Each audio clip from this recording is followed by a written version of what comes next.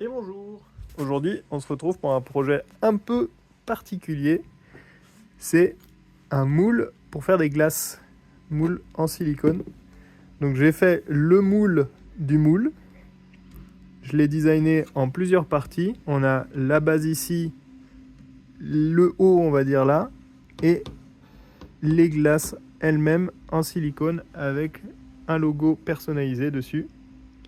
Et après j'ai coulé le silicone. Bon, j'ai un peu raté le truc parce que la densité du silicone elle est à 1,2 et pas 1 comme l'eau. Du coup j'en avais pas assez. Tant pis.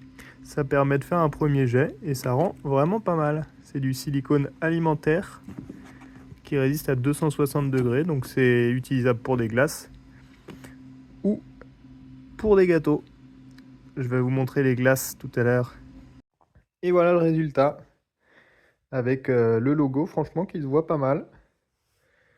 Donc ça aurait pu être bon du premier coup si j'avais eu assez de silicone honnêtement, parce que bon il est chiant à utiliser parce qu'il se tient pas, mais c'est parce qu'il manque 5 mm de silicone sur le dessus, qui aurait fait une plaque pleine sur le dessus. Après il y a d'autres problèmes quand même. Le premier c'est ça, il est trop large pour que je puisse mettre les pics dans mon congèle, ça passe pas. Donc bon, il aurait peut-être fallu en faire que 3 ou alors en longueur.